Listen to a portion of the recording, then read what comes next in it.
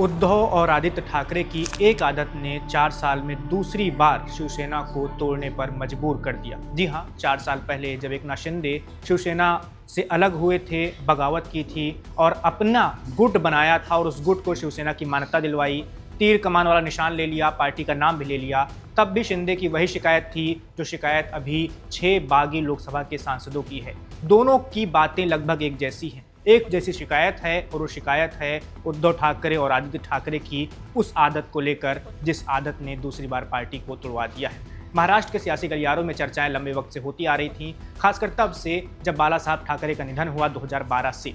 शिवसेना काम कैसे कर रही है, शिवसेना में किस तरह के बदलाव आ रहे हैं और किस तरह से ठाकरे परिवार का प्रभाव पार्टी के अंदर कम हो रहा है, मुंबई में कम हो रहा है, महाराष्ट्र की राजनीति में भी कम हो रहा है। उद्धव ठाकरे मंझे हुए राजनेता नहीं हैं, ये बातें अक्सर महाराष्ट्र के सियासी गलियारों में की जाती रही हैं। उद्धव ठाकरे घर में रहना पसंद करते हैं, वो कभी बाहर नहीं निकलते हैं। मातोश्री में बैठकर ही वो पूरी पार्टी कंट्रोल करना चाहते हैं, सब कुछ वहीं से करना चाहते हैं।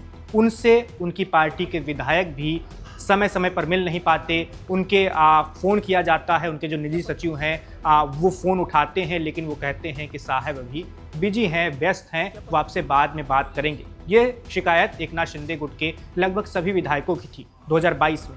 ठीक वैसी शिकायत अभी 6 लोकसभा सांसदों की भी है। उद्धव ठाकरे, उनके बेटे आदित्य ठाकरे जो शिवसेना यूबीटी के मुखिया हैं, सर्वे सर्वा हैं, सारे बड़े फैसले वही लेते हैं, ये दोनों ही मातोश्री यानी ठाकरे परिवार का जो आधिकारिक निवास स्थान है वहाँ से कभी निकलते नहीं। लोकसभा सांसदों को अपने पार्टी के मुखिया से भी मिलने के लिए काफ़ी मशक्कत करनी पड़ती है, अपनी बात रखने के लिए भी उन्हें काफ़ी ज़्यादा जोर लगाना पड़ता है और इसी वजह से ये 6 लोकसभा के सांसद धीरे धीरे शिंदे गुट वाली शिवसेना के करीब होते चले गए और फिर अब जाकर उन्होंने बगावती रुख भी अपना लिया है। इस पूरे मामले को लेकर ठाकरे परिवार की राजनीति कैसी रही है, 1966 के बाद से शिवसेना की स्थापना के बाद से ही ठाकरे परिवार कैसे राजनीति करता आया है और 2019 के बाद से कैसे चीज़ें बदलनी शुरू हो गई जब पहली बार ठाकरे परिवार के किसी व्यक्ति ने चुनाव लड़ना चुना और आदित्य ठाकरे वल्ली से विधानसभा चुनाव लड़ते हैं और विधायक बनते हैं। सब कुछ हमने अपने राजनीतिक विश्लेषकों से बात की है, अपने शो में आपको वीडियो दिखाते हैं, उससे आपको समझ में आएगा कि आखिर ठाकरे परिवार का ये राजनीतिक पतन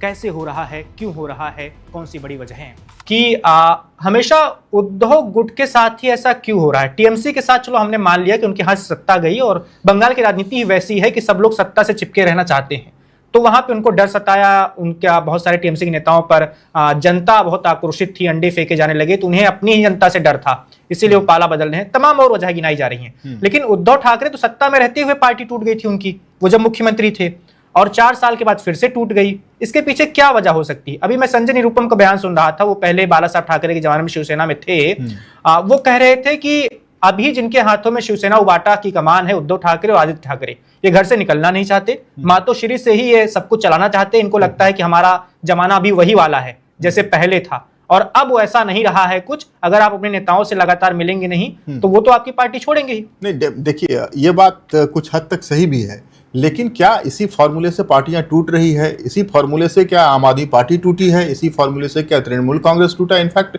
शिवेंद्र जी जो विचारधारा वाली बात कह रहे हैं ना, अगर आज की राजनीति में देखें तो विचारधारा की राजनीति कमोबेश भारतीय जनता पार्टी ही करती है। बाकी किसी खासकर के जो एक क्षेत्रीय दल है उसमें कोई ऐसी विचारधारा जैसी स्थिति है नहीं, कोई एक विचारधारा को लेकर चलते नहीं है। और अगर विचारधारा टूट का कारण बने, जैसे कि शिवसेना के केस में कहा जा रहा है कि वो हिंदुत्व की विचारधारा वाली पार्टी थी, जब तक बाला साहब ठाकरे थे तब तक वो हिंदुत्व की रेखा पर चलती रही। उद्धव ठाकरे ने अपनी अलग राह बनाने की कोशिश की तो लोगों में असंतोष उभरा और उससे लोग अलग हो गए। लेकिन आम आदमी पार्टी के साथ क्या हुआ?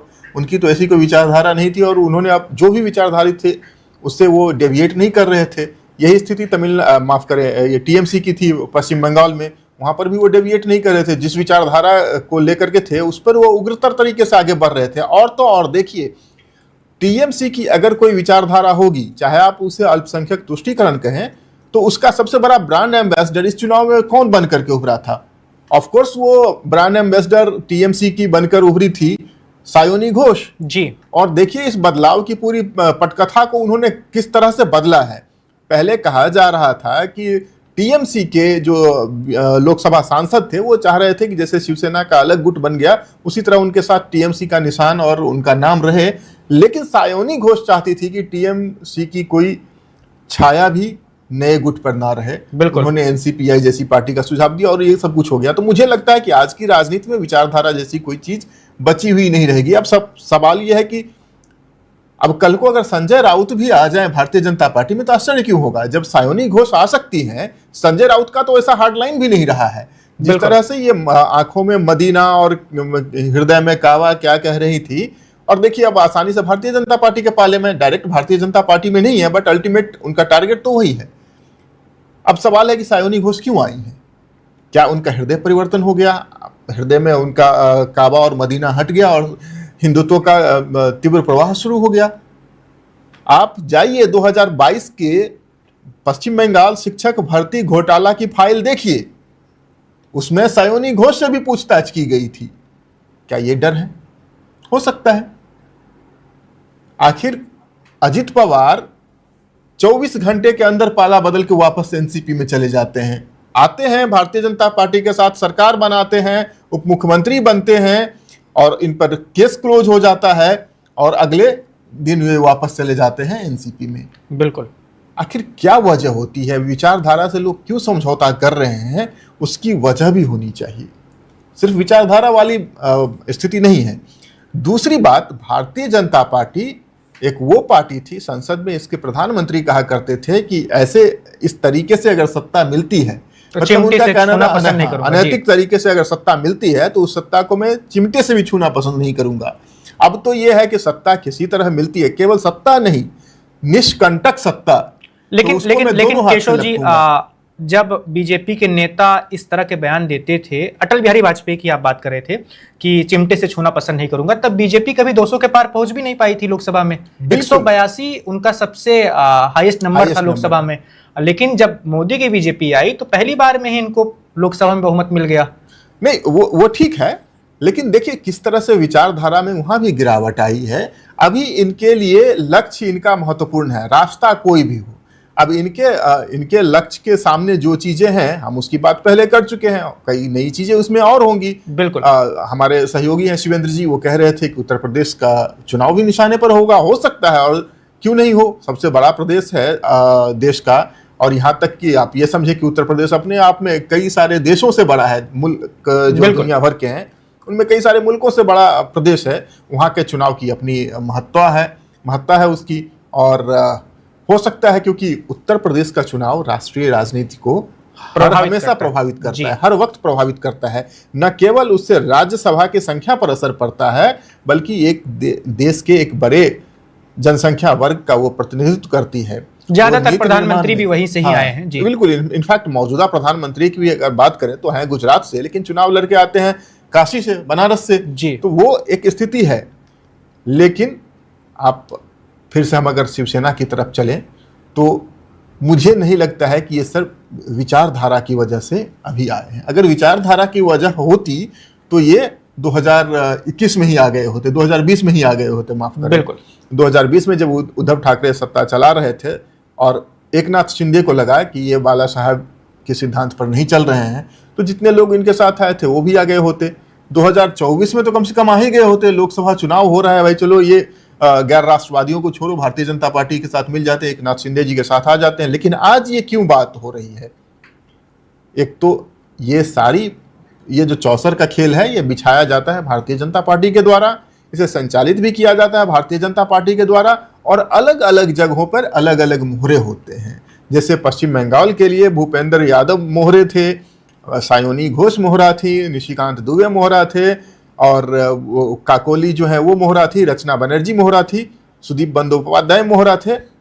यहाँ पर भी अलग अलग मोहरे बिछे होंगे, लेकिन इस सबका रिंग मास्टर एक ही है, और वो बहुत ही सफलतापूर्वक, उनकी एक्यूमेन का दुनिया लोहा मानती है इस मामले में। बिल्कुल। पॉलिटिकल जोड़ तोड़ की जो विशेषज्ञता है वो भारतीय जनता पार्टी के इसका दावर नेता में भर भर के दी है ऊपर वाले ने, और उसका वो बखूबी इस्तेमाल भी करते हैं अपनी पार्टी के हित के लिए, अपने सरकार को बचाने और उसे और मजबूत करने के लिए। हालांकि सरकार पर पिछले 12 सालों में कोई संकट नहीं रहा है। पिछले 10 साल जो थे वो तो उनके बहुमत की सरकार थी। भारतीय जनता पार्टी अपने दम पर इतनी सारी सीटें जीत कर आई थी, उनको कोई हिला नहीं सकता था।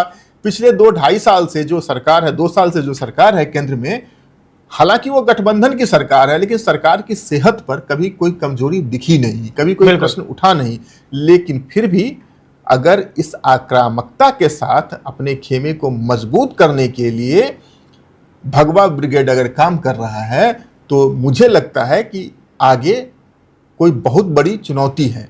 हो सकता है वो यूसीसी भी हो, बहुत सारी चीजें हैं जो इस सरकार के टू डू लिस्ट में थी, बकेट लिस्ट में थी, जो कर पाई। जैसे धारा 370 का है मामला, जैसे राम मंदिर का मामला है, सीए हो गया, लेकिन अनेक ऐसी चीजें भी हैं जो इनको करनी थी। और इसीलिए इन्होंने 2024 में अब की बार 400 पार का नारा दिया था। तब तो 400 पार नहीं हुआ, लेकिन अगर 2024 का भूला हुआ 2026 में घर आ जाता है तो उसे भूला हुआ नहीं कहेंगे। शायद इनके टारगेट पर वही 400 पार है अभी भी। बिल्कुल। मेरा एक सवाल अभी शिवसेना यूबीटी को लेकर ही है, किशोर जी, शिवेंद्र जी, आप दोनों से।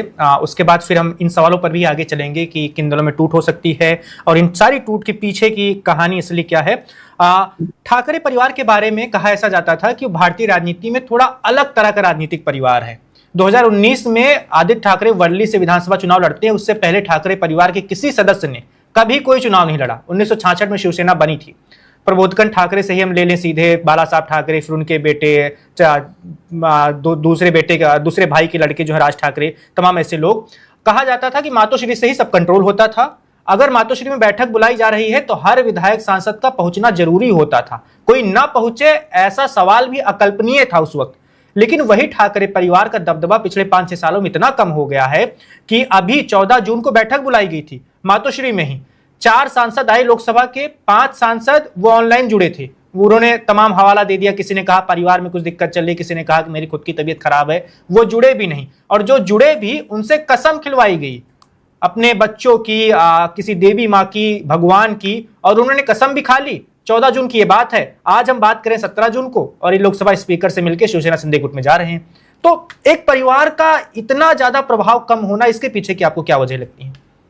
केशव जी, आपसे फिर शिवेंद्र जी के पास चलेंगे। देखिए, जब तक ये परिवार अपने आप को सत्ता से ऊपर रख रहा था तब तक इसका दबदबा था।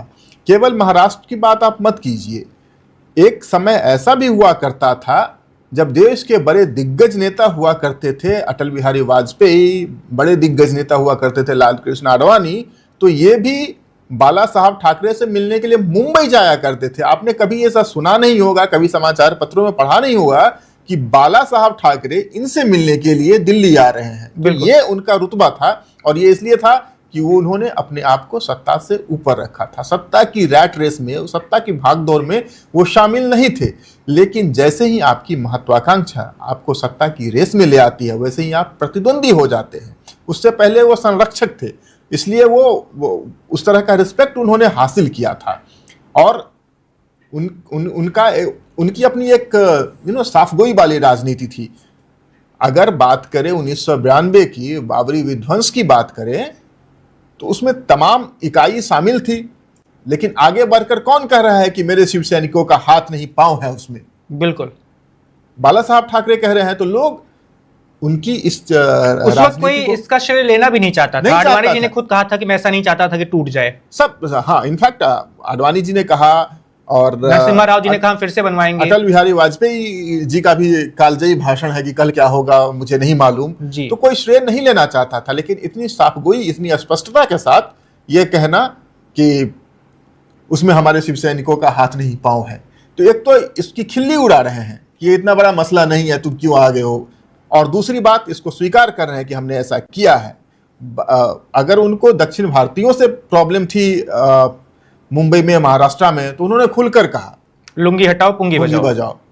उत्तर भारतीयों से प्रॉब्लम थी तो उन्होंने खुलकर कहा। तो उनका एक बेलौस अंदाज था, लेकिन इन सब के ऊपर था सत्ता से अपने आप को ऊपर रखना, सत्ता में भागीदारी, सत्ता की लिप्सा उन्होंने कभी नहीं दिखाए।